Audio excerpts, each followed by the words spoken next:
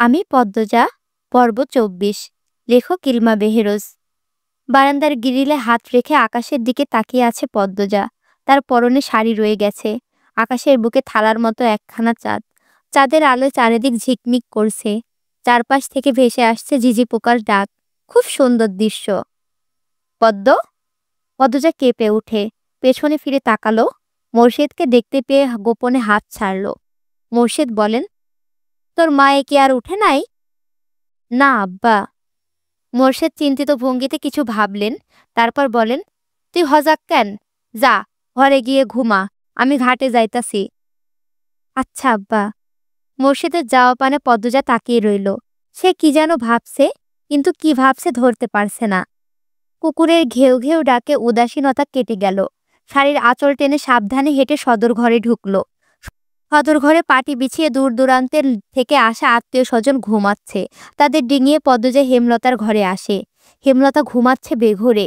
শুনছিল লিখন সারাকে নিয়ে তার মা নিজ ঘরে এসেছিলেন। এরপর কি হলো কে জানে। সন্ধ্যার পর পূর্ণা গিয়ে জানালো আম্মা ঘুমাচ্ছে।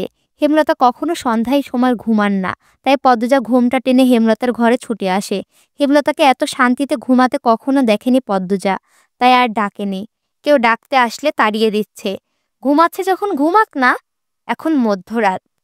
পদ্মজা হেমলতার মুখের সামনে মাটিতে বসে এক দৃষ্টিতে তাকিয়ে থাকে মায়ের দিকে।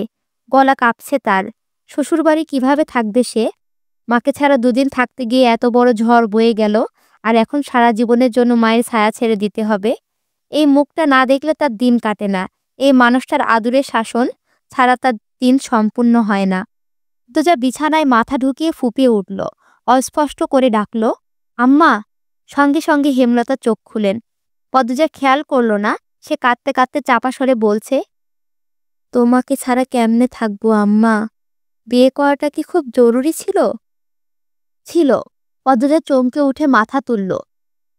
গলার স্বর আগের অবস্থানে রেখে বলল, কেন আম্মা? সব জানতে নেই মা। পদ্মজা মাথা নত করে নাক টানে। হেমলতা বলেন, বিয়ে হতেই হবে। বর বদল হলে সমস্যা নেই। তোর কি অন্য কাউকে পছন্দ আছে? হেমলতার প্রশ্নে পদ্মজা বিব্রত হয়ে উঠল। হেমলতাও প্রশ্ন করতে গিয়ে অস্বস্তি বোধ করেন। পদ্মজা মাথা দুপাশে নাড়িয়ে জানালো তার আলাদা কাউকে পছন্দ নেই। হেমলতা উঠে বসেন, চুল খোপা করতে করতে প্রশ্ন করেন, রাত কি খুব হয়েছে? মানুষের সাড়া নেই। মাঝরাত। আর তুই জেগে থেকে কাঁদছিস? হেমলতা বলেন মৃদু ধমকের স্বরে। পদ্মজা নিরুত্তর। হেমলতা জানালার বাইরে চেয়ে দেখল চাঁদের আলো চারিদিকে উজ্জ্বল। চাঁদের আলো গলে ঘরের মেঝেতে পড়ছে। জ্যোৎস্না রাত। তিনি বিছানায় থেকে নামতে নামতে পদ্মজাকে তাড়া দেন, শাড়ি পাল্টে সালোয়ার কামিজ পরে নে। কেন আম্মা? যা বলছি কর। পদ্মজা ঘরে গিয়ে শাড়ি পাল্টে নিল। উঠানে এসে দেখে হেমলতার হাতে বৈঠা। পদ্মজা অবাক হয়ে প্রশ্ন করল, আম্মা তুমি নৌকা চালাবা? পূর্ণারে নেব? নেওয়া উচিত। যা, ওকে ডেকে নিয়ে আয়। প্রান্ত প্রেমা যেন টের না পায়। পদ্মজা অসহায়ের মতো তাকিয়ে রইল মায়ের দিকে। হেমলতা তাড়া দেন, যাবি তো? পদ্মজা হন্তদন্ত হয়ে গেল। কয়েক মিনিটের মধ্যে পূর্ণাকে নিয়ে ফিরল। পূর্ণা ঘুমে ঢুলছে। হেমলতা ঘাটে এসে দেখেন মোর্শেদ নৌকায় বসে বিড়ি ফুকাচ্ছে। নৌকা ছাড়ো। মোর্শেদ দুই মেয়ে আর বউকে দেখে হকচকিয়ে গিয়েছেন। তার মধ্যে হেমলতা যেভাবে বললেন নৌকা ছাড়ো, তার আরও ভড়কে গেলেন। চোখ বড় বড় করে প্রশ্ন করলেন, কেন, কিতা হইছে? মোর্শেদ জবাব না দিয়ে পদ্মজা পূর্ণাকে নিয়ে হেমলতা নৌকায় উঠে পড়েন। স্থির হয়ে বসেন। বৈঠা মোর্শেদের দিকে বাড়িয়ে দিয়ে মিষ্টি করে হেসে বলেন, জ্যোৎস্না রাতে নৌকা ভ্রমণে বের হয়েছি আমরা।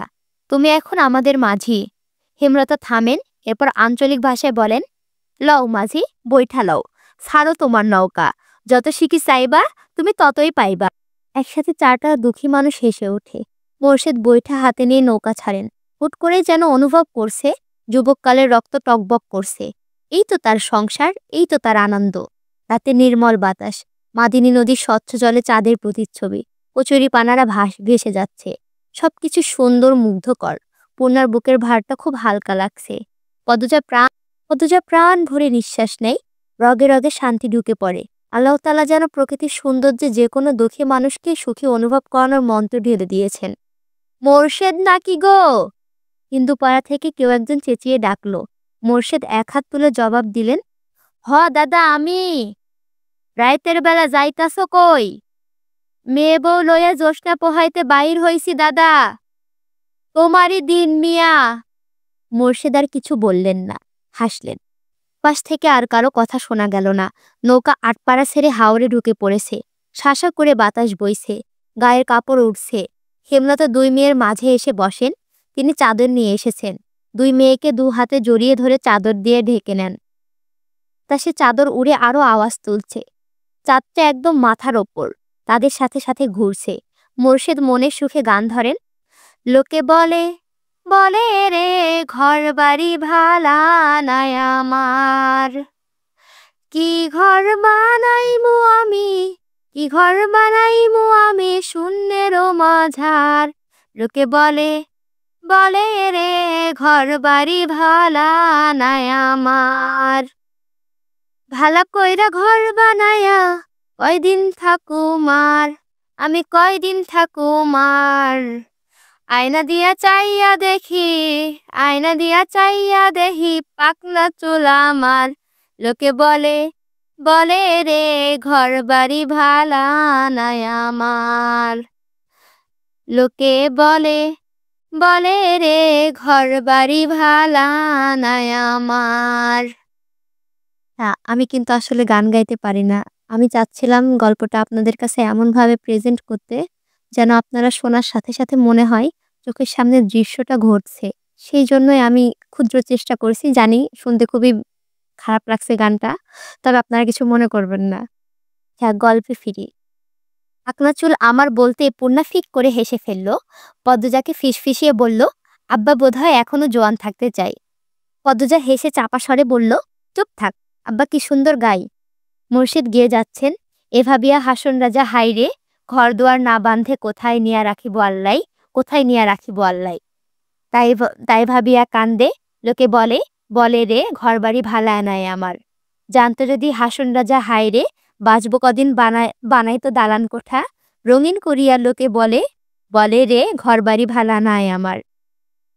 মুর্শিদ থামেন। তিন মা মেয়ে একসাথে হাতের তালি দিল। হাতের তালিতে চারপাশ মুখরিত হয়ে উঠল। এত সুন্দর সময়, এত সুন্দর রাত বারবার ফিরে আসুক। মুর্শিদ হা করে তাকিয়ে থাকেন সামনে থাকা তিনটি মানুষের দিকে। তাদের চোখে মুখে খুশির ঝিলিক মারছে, অথচ তিনি জানেন এক একজন কতটা দুঃখী। মুর্শিদ ঢোক গিলে লুকায়িত এক সত্যের কষ্ট লুকিয়ে যান। হেমলতা আর তিনি ছাড়া এই কলিজা ছেঁড়া কষ্ট কেউ জানে না। মুর্শিদ হেসে বলেন, এ অভাগা মাঝিরে কি আপনারা আপনাদের মাঝে জায়গা দেবেন? মুর্শিদের কণ্ঠে শুদ্ধ ভাষায় মিষ্টি আবদার শুনে পদজা পুলকিত হয়ে উঠল। ইস, আজ সব কিছু কত সুন্দর।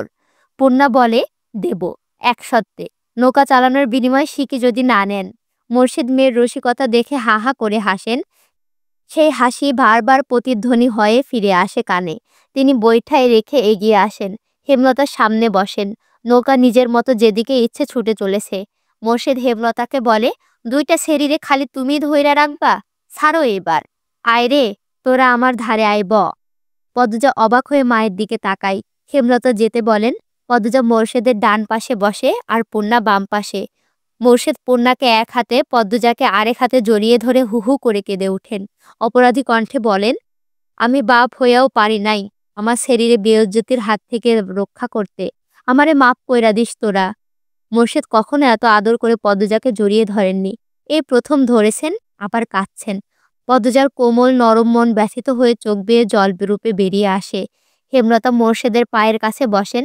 মোর্শেদের হাঁটুতে মাথা রেখে দুই মেয়ের হাত ধরে রাখেন। কেটে যায় অনেক মুহূর্ত। নৌকা হাওরের পানির স্রোতে একবার এদিকে আরেকবার ওদিকে যাচ্ছে। বাতাসে চারজনের চোখের জল শুকিয়ে ত্বকের সাথে মিশে গেছে। নিস্তব্ধতা ভেঙে পদ্মজা বলল, জানো আম্মা, আজ আমি বুঝলাম জীবনের সুখ বা দুঃখ কোনোটাই চিরস্থায়ী নয়। দুঃখে মর্মাহত না হয়ে সুখের সময়টা তৈরি করে নিতে হয়। তাহলেই জীবনে সুখকর মুহূর্ত আসে। আবার সুখ সর্বক্ষণ থাকে না। দুনিয়ার লীলা খেলার শর্তে দুঃখ বারবার ফিরে আসে।